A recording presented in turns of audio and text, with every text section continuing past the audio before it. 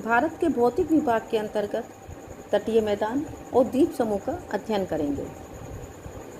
प्रायद्वीप के पश्चिम और पूर्व में तट रेखा के सहारे सकड़े तटीय मैदान विस्तृत हैं।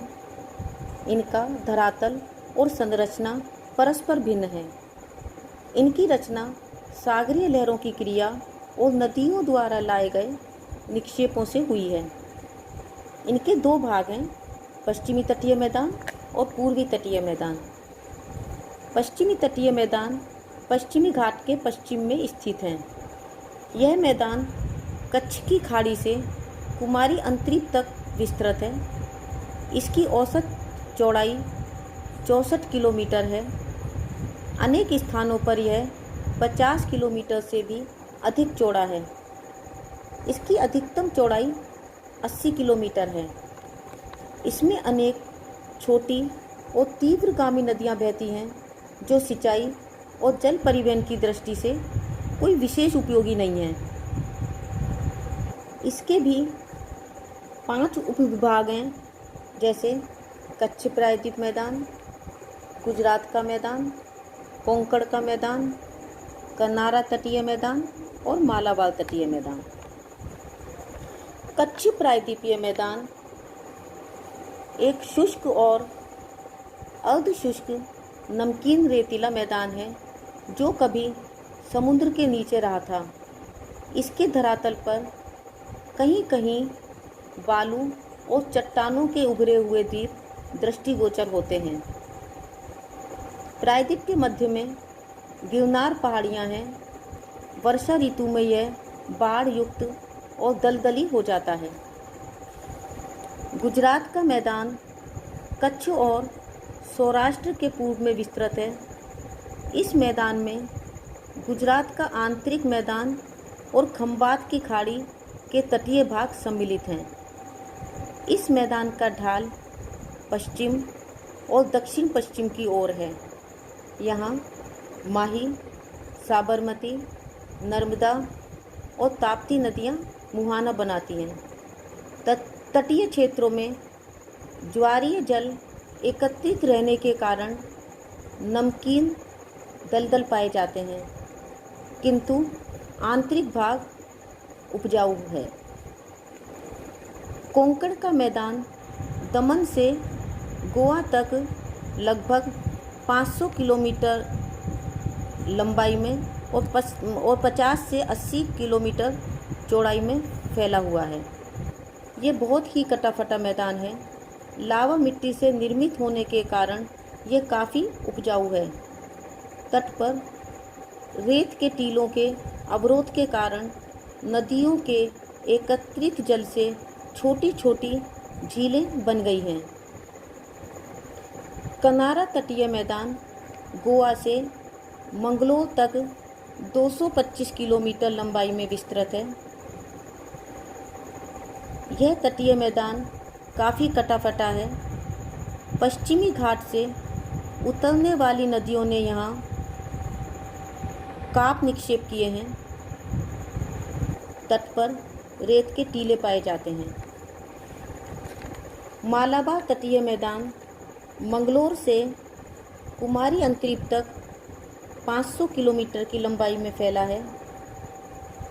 यहाँ नारियल, चावल, सुपारी, केला और गर्म मसाले खूब उगाए जाते हैं। नेक्स्ट है पूर्वी तटीय मैदान। उत्तर में स्वर्ण रेखा नदी से दक्षिण में कुमारी अंतरीप तक विस्तृत पूर्वी तटीय मैदान पश्चिमी तटीय मैदान की अपेक्षा अधिक चौड़ा है। यहाँ कई नदियों के डेल्टा स्थित हैं। इस तटीय मैदान को 2 भूआकृतिक भागों में बांटा जा सकता है, तटीय भाग और आंतरिक भाग। तटीय भाग में महानदी, गोदावरी, कृष्णा और कावेरी के उर्वर डेल्टा स्थित हैं। आंतरिक भाग नदियों की ऊपरी घाटियों से निर्मित है। यह काफ़ी अपरदित धरातल पाया जाता है। पूर्वी तट का उत्तरी भाग उत्तरी सरकार और दक्षिणी भाग कोरोमंडल तट कहलाता है।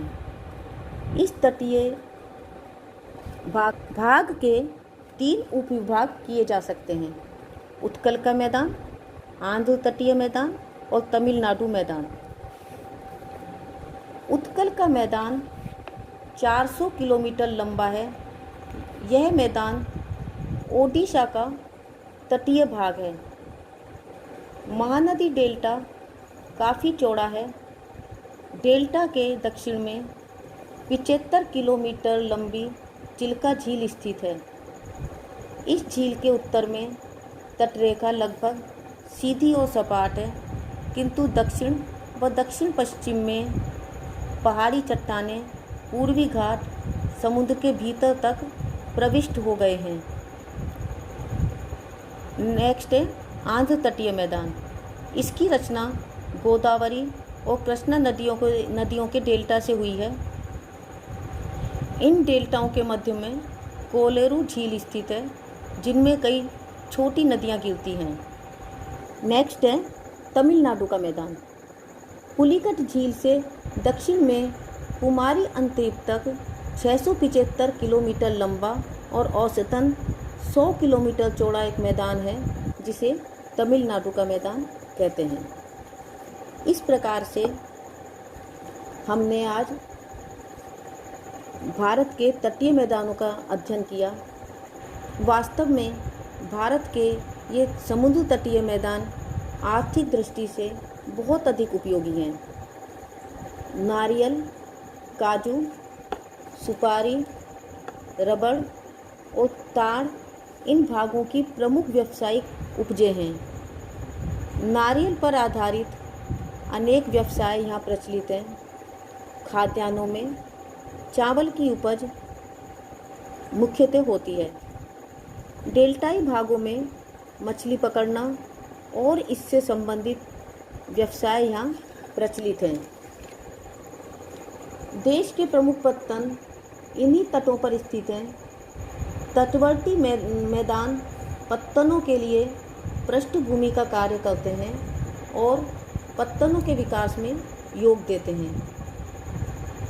केरल तट पर बहुमूल्य मोनोजाइट और पूर्वी एवं पश्चिमी तटों पर नमक के निक्षेप प्रचुर मात्रा में प्राप्त होते हैं। पश्चिमी तट के सहारे अनेक स्थानों पर पेट्रोलियम प्राप्त होने की संभावनाएं हैं।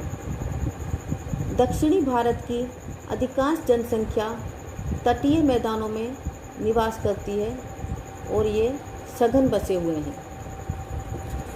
अब हम अध्ययन करेंगे भारत के द्वीप समूह का। भारत में कुल 247 द्वीप हैं, जिनमें से 204 द्वीप बंगाल की खाड़ी में और 43 द्वीप अरब महासागर में हैं।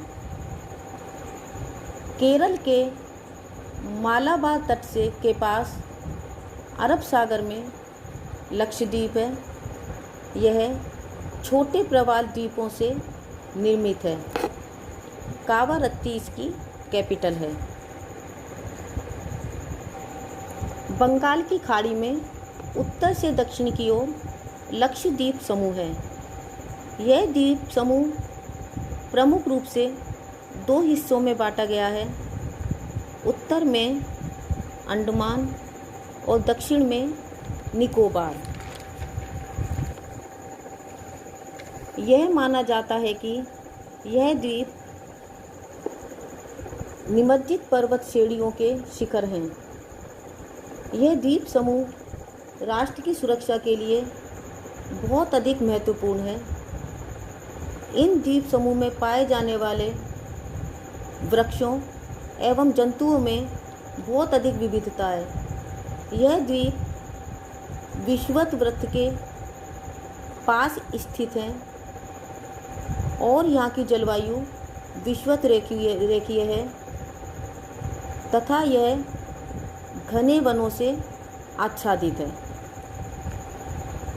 भारत का एकमात्र सक्रिय ज्वालामुखी अंडमान और निकोबार द्वीप समूह के बैरन द्वीप में स्थित है। इस प्रकार से विभिन्न भू-आकृतिक विभागों का विस्तृत विवरण हर विभाग की विशेषताएं स्पष्ट करता है, परंतु यह स्पष्ट है कि वे विभाग एक दूसरे के पूरक हैं और वो राष्ट्र को प्राकृतिक संसाधनों में समृद्ध बनाते हैं। तो बच्चों, आज हमने भारत के भौतिक विभाग के अंतर्गत समुद्र तटीय मैदान और द्वीप समूह का अध्ययन किया। Thank you.